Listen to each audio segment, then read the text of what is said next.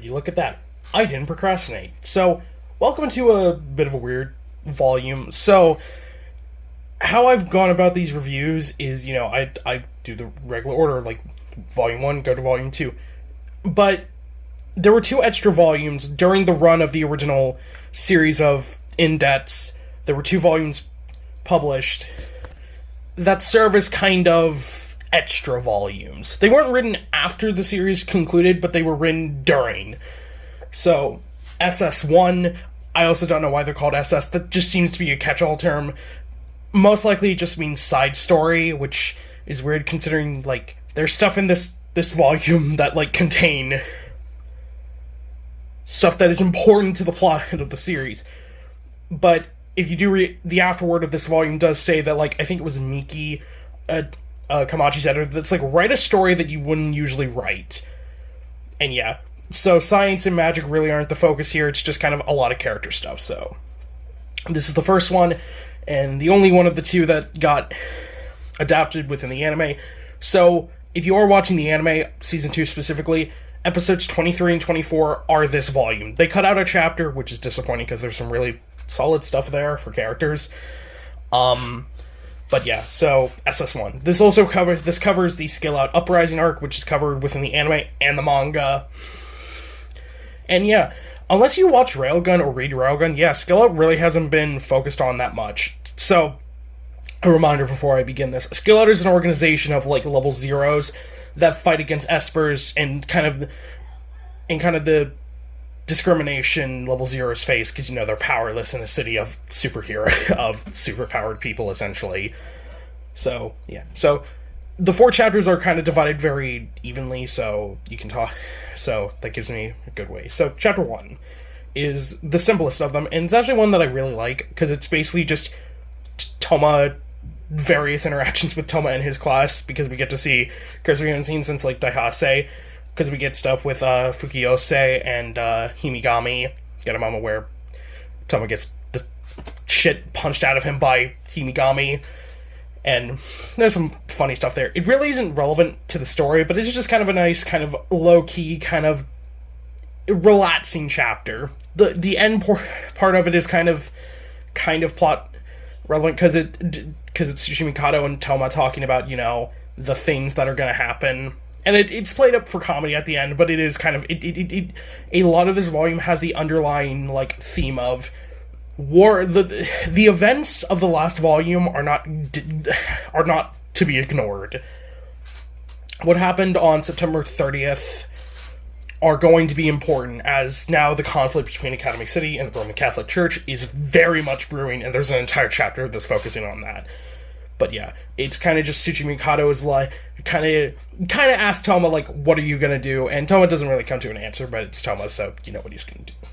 So, as per usual, as we get further within the series, Accelerator gets a lot of focus in this volume as well. And not so much as a protagonist, because can't say protagonist just means character we follow, so that doesn't mean they have to be doing good things, because Accelerator kind of kills a lot of people in this volume. So we kind of catch up with what Accelerator has been doing since the end of volume 13. At the end of it, it was kind of mysterious of what his whole character was going to be doing now. And basically, he's now part of an underground organization called Group. I haven't really talked about the underground organizations. That'll be a big thing for volume 15, as we get into Kakune, Mugino, all that shit. But he's putting Group with 3 other characters that are relevant. Mitsuki Unabata, aka Edzali.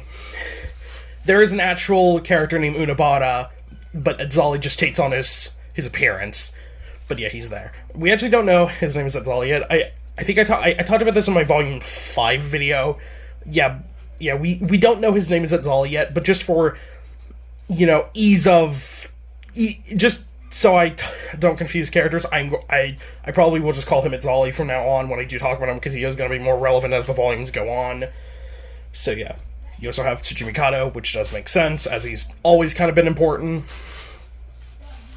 And Musujima Awaki, a character, a small thing with her name that I actually fucked up, that I actually have been I forgot about. So I always assume it was Musujima, Musu Jima, but no, it's Musu Jime, like Jime.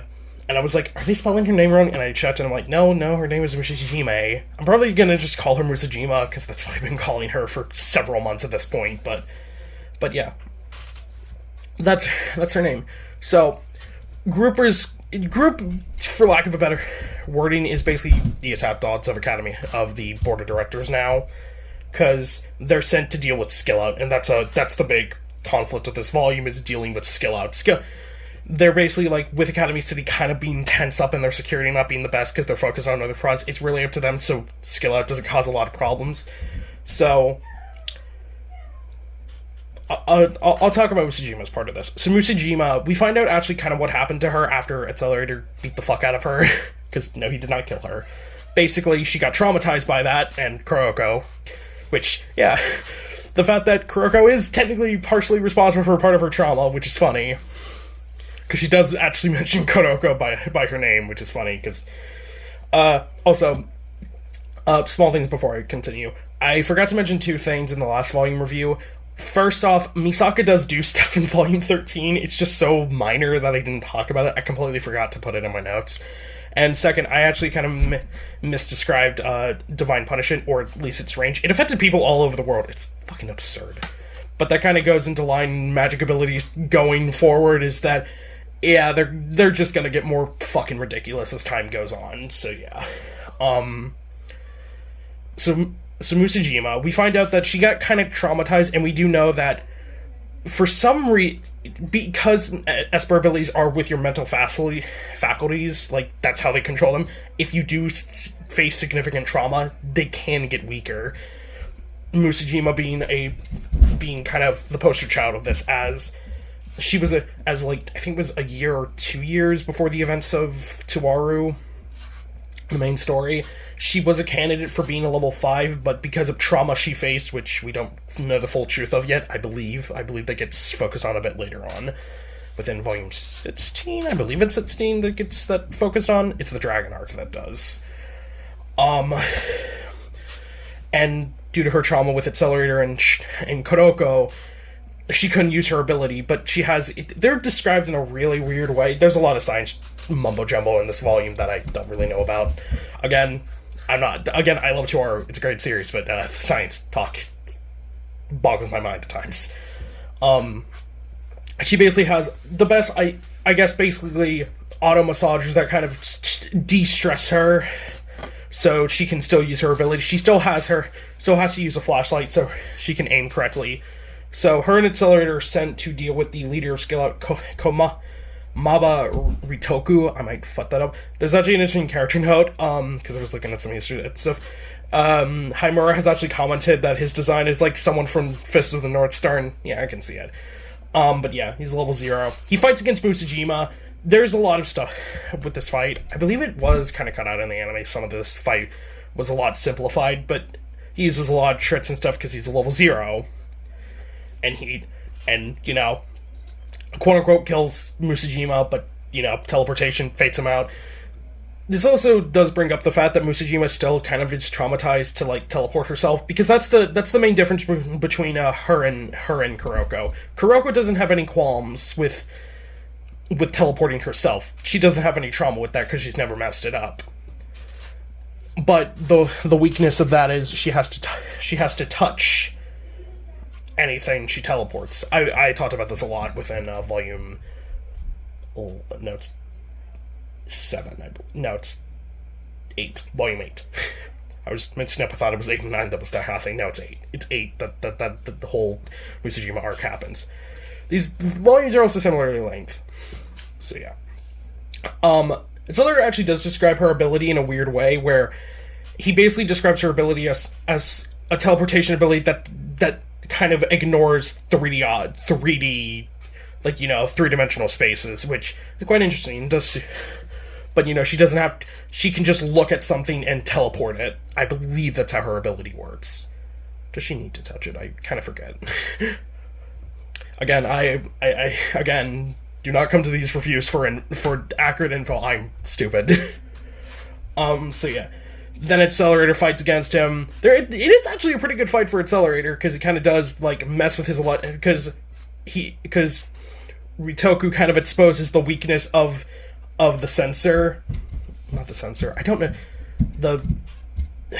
what to call the device that allows Accelerator to use his ability. That if you interrupt the electromagnetic fields, you can actually disrupt his ability. It doesn't work really that well. And Accelerator does end up just killing him with his refraction. So yeah, that's the kind of thing there. It is really cool. You do get some funny interactions between Musajima and Accelerator. I pointed this out before, but there is a funnier one later on. During after the Dragon arc, and I'll talk about that when we get to there, but there is some comedy, a lot of comedy with Musajima and Accelerator. Just Accelerator sick of her shit. So that's chapter 2.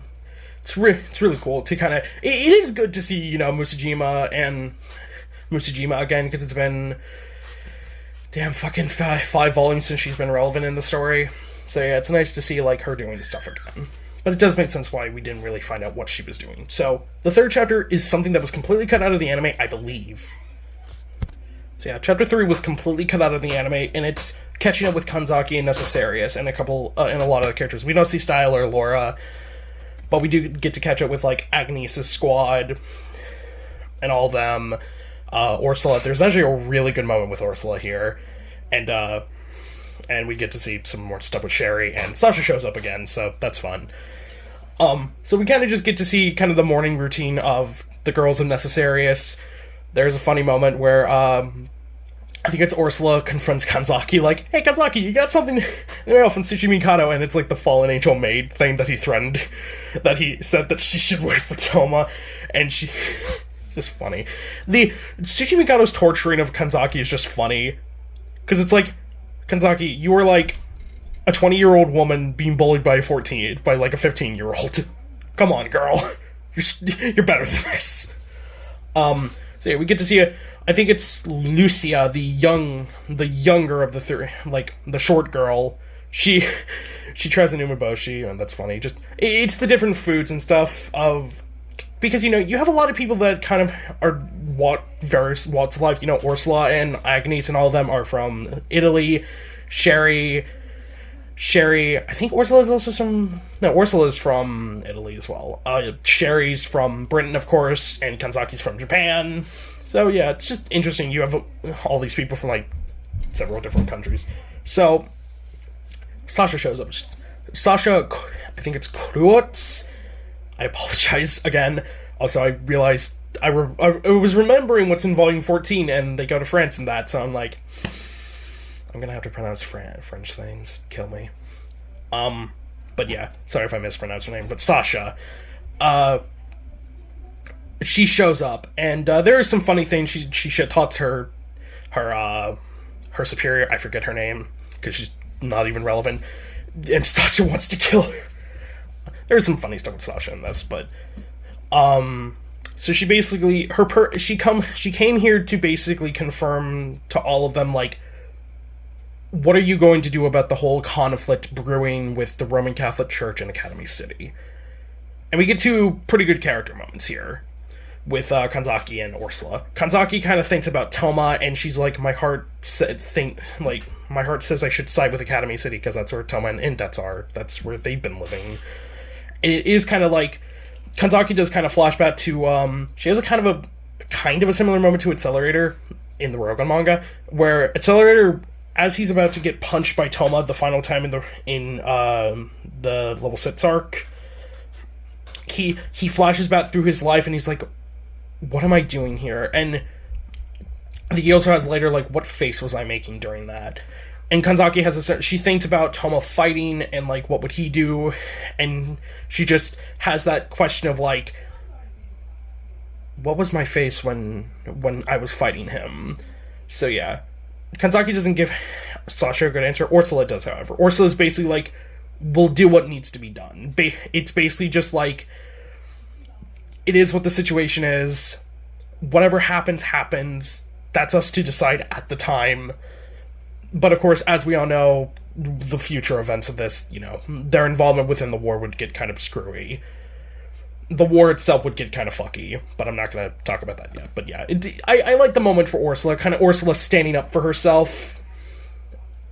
And it kind of, to me, it kind of reveals something about Toma's character that I think is really good. I know every protagonist changes how characters act, but it's with Toma, where Toma doesn't really change as a person. Toma at Volume 1 and Toma in this volume, though 2 months have passed. Also, this, I forgot to mention, but this is the first arc in October, so we finally escaped September.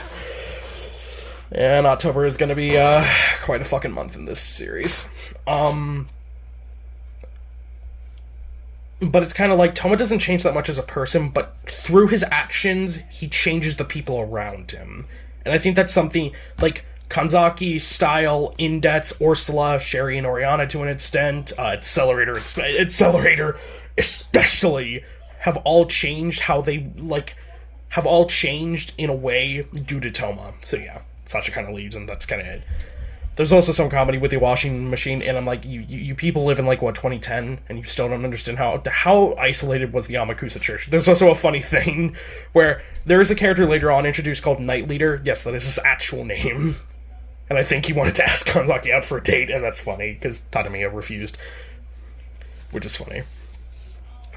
What is it with the Amakusa Church and having the most relationship love gads in the series with Itsuwa endlessly kind of searching to confess to Toma that she likes him, and then all of them kind of fucking with Kanzaki about her whole feelings. So the third chapter isn't really major. It's major for two things.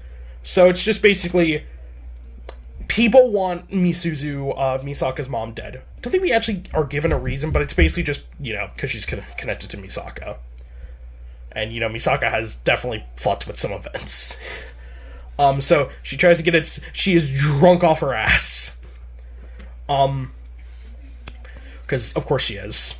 Also, once again, Kamachi doesn't give character ages, because she rants about, oh, you teenagers with your flawless skin, and I'm like, you're in your 30s and you look pretty good, Misuzu. I'm like, I don't think you're that bad. But yeah. So she's basically in Academy City for database things for Danga University, which makes me think of Bleach, which Core 2 is happening soon, so I'm gonna be having to make the second video talking about that, so that'll be fun in 3 months down the line. So yeah. But she gets ambushed by Skill Out when she goes there. And she calls Toma for help because she got his phone number previously.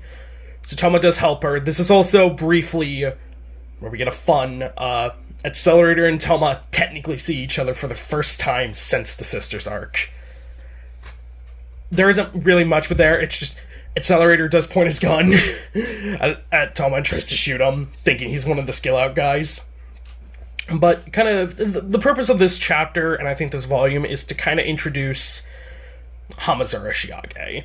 So, I haven't talked about Hamazura that much. I think I've mentioned him in the past. I definitely have. But Hamazura is a character that's very important for the rest of the series, and this is his introduction. He would be introduced in Volume 15 proper, but this is kind of this volume kind of exists to introduce him and see where he gets there. So yeah. Hamazura was basically the second in command of Skill Out, so he was in charge of this operation. It goes fucking haywire because of Accelerator. He confronts Toma. Him and Toma have an interaction, and it's a really solid one. It's a really good character moment for Toma, because, they kind of fight each other. They're both level 0s. Hamazura. Why did I try and call him Shiage? Hamazura. Hamazura, shit-talks him, and he's like, why haven't you used your power yet? And Toma's just like, I'm a level 0 just like you. And this pisses off Hamazura, because it's like, you're level 0 and you're mocking me. And Toma basically calls him out, as he does with a lot of characters, and he's just like, you're just making an excuse for your weakness. For, why you're weak. And it's like, I'm a level 0. It's like, if you want to change, you can. There is a place for level 0s within Academy City, and there definitely is. It is kind of there is discrimination towards level 0s because it's just but they are the majority.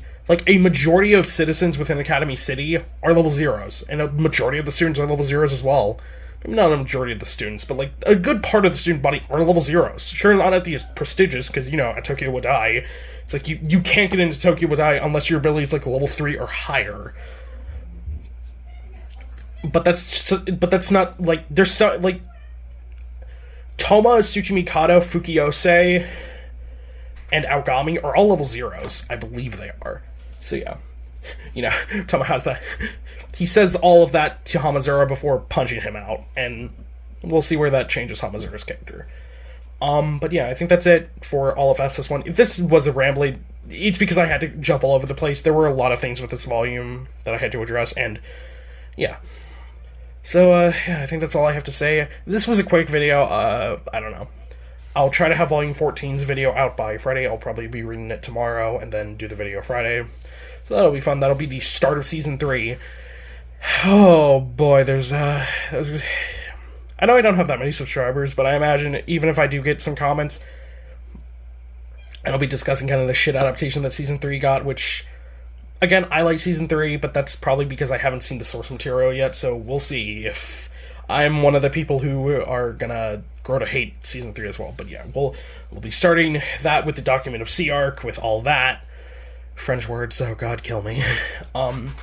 So yeah, that's it for SS1. There's also a second SS volume with the original series, and I think it was released after Volume 18, so I'll talk about that after Volume 18. That'll be a good segue into the final bits of the series. So yeah, if you like this video, like, comment, subscribe, do all that YouTube stuff. This will be Neo, signing out. Have a good day, and